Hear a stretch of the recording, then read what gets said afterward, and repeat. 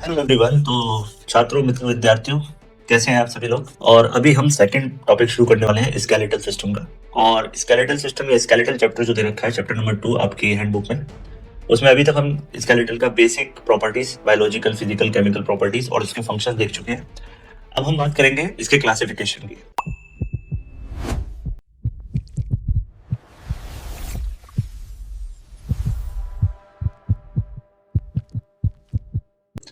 तो चलिए शुरू करते हैं। देखिए, क्लासिफिकेशन के कई सारे क्राइटेरिया हैं जो आपकी स्क्रीन पर हैं। बोन्स को कई तरीके से क्लासिफाई किया जा सकता है। जैसे एक क्राइटेरिया है शेप, जो आपने छोटी क्लासेस में पढ़ा होगा। Long bone, short bone, flat bone, irregular bone, pneumatic bone, sutural bone, right. दूसरा क्राइटेरिया स्ट्रक्चरल। एनाटॉमी में ज्यादातर हम स्ट्रक्चरल पे फोकस करते हैं, जिसमें हम कॉम्पैक्ट और स्पॉन्जी बोन दो कैटेगरी बनती है। डेवलपमेंट के हिसाब से, या जिसको बोलते हैं ऑसिफिकेशन, है ना, बोन फॉर्मेशन जो प्रोसेस है, वो तीन तरीके से हो सकती है। या तो कोई बोन मेम्ब्रेनस होगी या कार्टिलेजिनस होगी, और कुछ बोन दोनों तरीके की प्रॉपर्टीज दिखाती है। ठीक है। नेक्स्ट है आपका रीजनल। रीजनल क्लासिफिकेशन आपको पता ही है, सबसे ज्यादा प्रेफरेबल है कि एक्सियल स्केलेटल और अपेंडिकुलर स्केलेटल। और फंक्शन बेसिस पर किसी किसी बुक्स में मेंशन है, वो भी मैंने यहाँ मेंशन कर दिया है। चलिए देखते हैं। सबसे पहले मैं बेस्ड और शेप बात करूंगा। ठीक है। बेस्ड ऑन शेप में अगर आप देखेंगे तो सबसे पहले आता है आपकी लॉन्ग बोन। इनका मैं बात करूं तो ये longer than they are wider, यानी इनकी length is more than width. They consist of a shaft, जिसको हम जनरली डायाफाइसिस बोलते हैं। और इस शेफ्ट या डायाफाइसिस के दो एंड होते हैं, जिनको हम बोलते हैं एपीफाइसिस। अपर एंड या लोअर एंड, लेकिन जनरली वर्ड कौन सा यूज किया जाता है? एपीफाइसिस। आपके हैंड में और पैरों में जितनी भी बोन्स हैं, ठीक है, हाथ और पैरों में जितनी बोन है, जैसे हाथ में आपकी ये ह्यूमरस हो गई, आर्म में थाई में फीमर हो गई, लेग में टीबिया फिबुला हो गई, फोर आर्म में रेडियस अल्ला हो गई, हैंड में आपके रिस्ट रीजन में मेटाकार्पल, पाम रीजन में मेटाकार्पल, ठीक है, फुट में मेटाटार्सल, फैलेंजेस, पैर की उंगलियां, ठीक है। ये हो गए सारे वर्ड किससे रिलेटेड? Long bone. अब शॉर्ट बोन जो है वो बिल्कुल आप याद रखिए, they are having nearly equal length and width as well as thickness, and generally they are just like cubes, they are small and they are generally having irregular shape. Okay, they have generally irregular shape, but yes, their size is very small. So they are present only in two locations. Number one, carpus यानी wrist region, और दूसरा है आपका tarsal यानी ankle reason. Okay. Carpel में आपने 8 bones पढ़ी होंगी, है ना, scaphoid, lunate, triquetrum, trapezium, pisiform. इधर अगर मैं टार्सल की बात करूं तो टार्सल रीजन में आपने पढ़ी होगी calcaneus, navicular, tells, cuneiform, cuboidal. ये सब हम और डिटेल में पढ़ेंगे जब हम रीजनल एनाटॉमी पढ़ेंगे, है ना। ग्रॉस एनाटॉमी में, लोअर लिम्ब वगैरह में सारी चीजें डिस्कस होंगी डिटेल में। अभी केवल मैं इंट्रोडक्टरी आपको बता रहा हूँ। फ्लैट बोन ये कैसी होती है? Thin, flat and usually curve. इनके अंदर क्या मिलेगा आपको? कर्व मिलेंगे। Two layers of compact bone with spongy bone. Spongy bone को डिप्लॉय भी बोलते हैं इन बिटवीन। तो जैसे सैंडविच होता है ना, ये ब्रेड है, ये ब्रेड है और बीच में फिलिंग है। तो यहाँ पे फिलिंग में स्पॉन्जी बोन है और ऊपर और नीचे कॉम्पैक्ट बोन है। इस तरीके का अरेंजमेंट होता है जनरली फ्लैट बोन्स का। फ्लैट बोन आपको कहाँ मिलेंगी? स्कल में। कहाँ मिलेगी? स्कल। ये स्कल अपना पूरा रीजन है, इसके दो पार्ट है, एक है क्रेनियम और एक है फेशियल। ठीक है। आपके स्टर्नम, ठीक है, स्टर्नम ये दिखाया गया यहाँ पर फ्लैट बोन में, है ना। स्टर्नम डायग्राम में भी आप देख सकते हैं। रिब्स जो है आपकी वो भी फ्लैट बोन में आती है, और आपके शोल्डर पे ये जो ट्रायंगुलर बोन है इनको बोल देते हैं स्कैपुला। ठीक है। ये सारे के सारे हमारे कैसे बोन है? फ्लैट बोन की कैटेगरी में आती है। इसके अलावा इरेगुलर बोन। इरेगुलर बोन का जो शेप है वो काफी कॉम्प्लेक्स होता है, और वो इनमें से किसी भी, ना लॉन्ग में, ना शॉर्ट में, ना फ्लैट में, क्योंकि ये तो आप डायमेंशन देख के पता कर लेंगे, लेकिन जहां पर आपको कोई सिमेट्री ही पता ना चले बोन की, उसको बोले इरेगुलर। ये कहाँ देखने को मिलेगा आपको? वर्टिब्रे और आपकी हिप बोन में। साथ में जो हमारे फेस की कुछ बोन्स हैं, जैसे स्फिनोइड और इथमॉइड स्पेक्युलरी। ठीक है।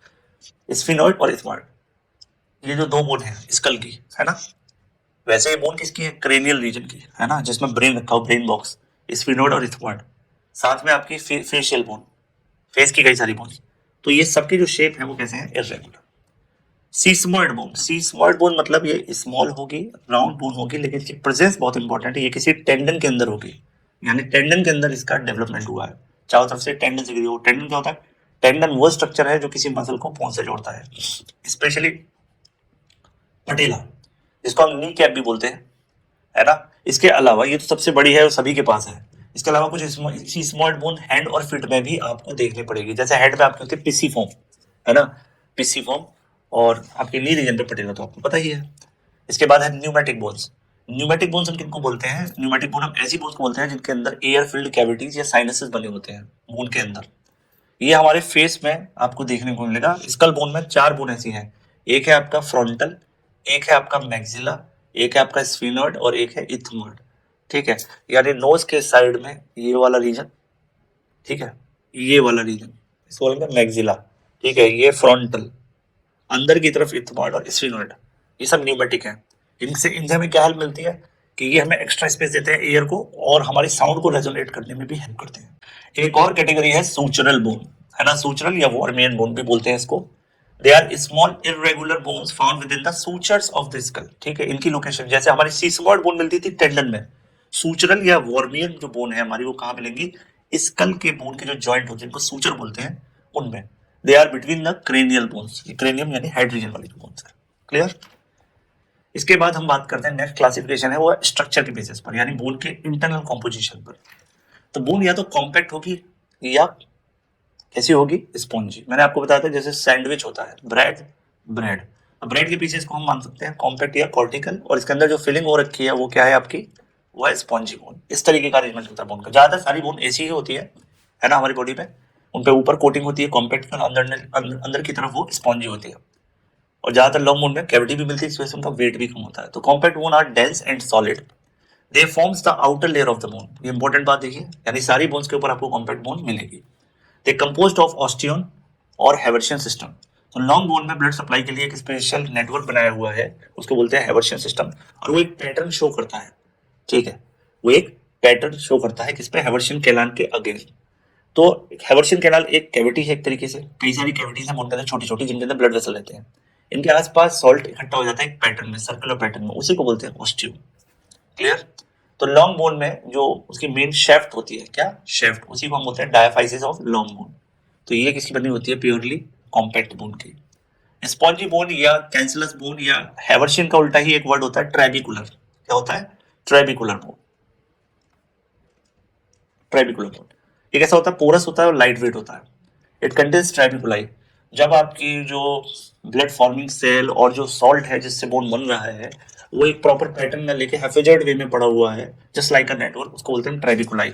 और ये कहाँ मिलेगा? ये जो आपकी लॉन्ग बोन्स हैं, लॉन्ग बोन्स के मिड पोर्शन में आपको क्या मिलता है? जनरली कॉम्पैक्ट बोन ज्यादा मिलेगी, और इसके जो एंड है ना, जिनको हमने क्या बोला था? Epiphysis, epiphysis of long bones. यहाँ पर ये आपको अंदर की तरफ स्पॉन्जी बोन मिलेगी, लेकिन जो बाहर की कोटिंग है वो भी कॉम्पैक्ट ही रहेगी, ये याद रखने वाली बात है। ठीक है, बाहर की जो कोटिंग है, क्योंकि स्पॉन्जी बोन उतनी स्ट्रॉन्ग नहीं होती। ठीक है, तो ये इसका एग्जांपल की मैं बात करूं तो एपीफाइसिस ऑफ लॉन्ग बोन और interior of flat bone. Flat bone में भी आपको दोनों तरफ, एक तरफ ये कॉर्टिकल और बीच में जो स्पेस है उसमें क्या भरा हुआ है? आपका स्पॉन्जी या ट्रेबिकुलर सिस्टम। ये देखिए, ये एक लॉन्ग बोन का एंड है आपकी स्क्रीन पर। यहाँ पे अगर सेंटर वाला पोर्शन आप देखो ये वाला, तो ये कैंसिलस है, और बाहर वाली जो थिकनेस है उसको सपोर्ट कर रही है वो है कॉम्पैक्ट। क्लियर? जबकि इसको मैं नीचे की तरह एक्सटेंड करूँ तो यहाँ पे देखिए बीच में आ गई कैविटी और साइडों में है केवल कॉम्पैक्ट बोन। ठीक है, तो आपके बोन के एंड्स पर कॉम्पैक्ट और स्पॉन्जी दोनों मिलेगा, लेकिन मिडिल पार्ट या शेफ्ट पे आपको जनरली क्या मिलेगा? कॉम्पैक्ट ही मिलेगा। ये आपकी होगी कैंसिलस। ठीक है, कैंसिलस बोन यहाँ पर कैंसिलस बोल दो या स्पॉन्जी बोल दो। ठीक है, ये पूरा फिलर की तरह काम कर रहा है। देखिए अंदर इस बोन के, बोन का हमने कोई शॉर्ट बोन है उसका क्रॉस सेक्शन निकाला है उसका, लेकिन मार्जिन किसका बना हुआ है? कॉम्पैक्ट का। ये मैंने आपको बोला था कॉम्पैक्ट तो आपको हर जगह मिलेगा, जो आउटर कोटिंग देगा और सपोर्ट करेगा। फिर आता है आपका मोड ऑफ ऑसिफिकेशन या डेवलपमेंट। कोई बोन 3 तरीके से डेवलप हो सकती है ना, उसके बेसिस पर उसको क्लासिफाई किया है। मेम्ब्रेनस बोन ऐसी बोन है जो डेवलप डायरेक्टली कहाँ से होती है? मीजनकाइमल टिश्यू, है ना। मीजनकाइमल टिश्यू वो एम्ब्रियोनिक टिश्यू है जो इनिशियली हमको एक तरीके का फ्रेमवर्क बना के देता है, जिसपे हम एक तरीके का मॉडल बना के देता है, जिसके ऊपर हम पूरी के पूरे मेन स्ट्रक्चर को डेवलप करते हैं। ठीक है, तो ये बेस है एक तरीके का। इस तरीके के ऑसिफिकेशन को हम इंट्रामेम्ब्रेनस ऑसिफिकेशन भी कहते हैं। ठीक, और यहाँ पर बोन कौन कौन सी है जो इंट्रामेम्ब्रेनस से डेवलप होती है? एक है flat bones of skull, skull के अंदर जो फ्लैट बोन्स है। आपकी क्लेविकल, ये कॉलर बोन, ये भी मेम्ब्रेनस है। पेल्विस यानी हिप रीजन की जो बोन है वो, और मैंडिबल, मैंडिबल मतलब ये जो आपका लोअर जो है ये भी मेम्ब्रेनस ओरिजिन है। कार्टिलेजिनस में क्या होगा? कार्टिलेजिनस में डेवलप फ्रॉम कार्टिलेज मॉडल, है ना। कौन सा कार्टिलेज? हाइलिन। तो सबसे पहले कैसा मॉडल बनेगा? हाइलिन, फिर उसको रिप्लेस कर देगी बोन सेल। इसको बोलते हैं हम एंडोकॉन्ड्रल ऑसिफिकेशन भी बोलते हैं। कॉन्ड्रल मतलब कार्टिलेज मॉडल पे जो बनता है, ठीक है। और जो लूज टिश्यू पे बनता है उसको बोलते हैं membranous. So long bones of limbs including femur, humerus, tibia, fibula, radial, ulna, ये सब के सब कैसे हैं? कार्टिलेजिनस बोन है। Most of the vertebrae and ribs are also cartilaginous. अच्छा, कुछ बोन्स हैं जो है मेम्ब्रेनो कार्टिलेजिनस, मतलब वो पार्टली मेम्ब्रेनस ओरिजिन है उनका और पार्टली कार्टिलेजिनस। जैसे एग्जांपल में है टेम्पोरल बोन और आपकी ऑसिपिटल बोन। कहाँ मिलती है आपको? क्रेनियम में, ठीक है। तो ये हमारे मोड ऑफ ऑसिफिकेशन। अब थोड़ा सा डायग्राम के थ्रू देखते हैं मेम्ब्रेनस में क्या था। तो देखिए मेम्ब्रेनस में ये एक टिश्यू इकट्ठा हो गया जिसको मीजोडर्मल मीजनकाइमल ओरिजिन बोलेंगे। तो मीजोडर्मल टिश्यू के अंदर मीजनकाइमल सेल मिलते हैं। ये जो आपको सेल दिख रहे हैं मीजनकाइमल सेल है, इनके आसपास कोलेजन फाइबर है और यहीं पर ऑसिफिकेशन सेंटर है, यानी इन्हीं में डेवलपमेंट होकर क्या बनेंगे आपके ऑस्टियोइड या ऑस्टियोब्लास्ट या ऑस्टियोसाइट, ये सारे स्ट्रक्चर बनेंगे। तो बेसिकली इसको अगर डिटेल में नहीं पढ़ना, मैंने आपको एक मॉडल बताया जिससे आपको एक आइडिया रहे कि मेम्ब्रेनस में मीजनकाइमल सेल वो बेस प्रोवाइड करते हैं जिसमें पूरी की पूरी बोन बनेगी, ठीक है। अगर कार्टिलेजिनस बोन की बात करूं तो ये जनरली आपको पता है लॉन्ग बोन्स इसी के बैटर बनते हैं। तो देखिए ये एक मॉडल बना है किसी बोन का हाइलन कार्टिलेज से, ठीक है, बेस बना दिया है एक कि इसके ऊपर अब आपको कैल्शियम लगाना है, इसको हार्ड करना है। तो हाइलन कार्टिलेज जब रिप्लेस करके बनाया जाता है बोन तो उसको बोल देते हैं कार्टिलेजिनस मॉडल या एंडोकॉन्ड्रल मॉडल, ठीक है। ये फाइनली इस तरीके से डेवलप होता है। इसमें भी स्पॉन्जी और कॉम्पैक्ट पार्ट होगा और मेम्ब्रेनस होगा उसमें भी, लेकिन डेवलपमेंट का तरीका अलग अलग है, ये याद रखना है। फिर बात करते हैं लोकेशन के बेसिस पर जो आपने अपने एनसीईआरटी में पढ़ा होगा, ठीक है। एक्सियल स्केलेटन हो सकता है, अपेंडिकुलर। एक्सियल कौन सा होता है? जो मिड लाइन में रहता है, बॉडी की एक्सेस को बनाता है ना, जैसे स्कल है, वर्टिब्रल कॉलम है और उससे जुड़ी हुई रिब्स है और स्टर्नम है। तो ये सब किसके पार्ट है? एक्सियल स्केलेटल के। इनका मेन काम है support and protect the vital organs and it forms the central access of the body. अब इस एक्सियल के साथ जो कुछ भी एक्स्ट्रा जुड़ा हुआ है उसको हम बोल देते हैं अपेंडिकुलर, जैसे हमारे लिम्स और गर्डल। तो गर्डल वो पॉइंट है बेसिकली जो लिम्स को अटैच कराता है एक्सियल स्केलेटल के साथ, है ना।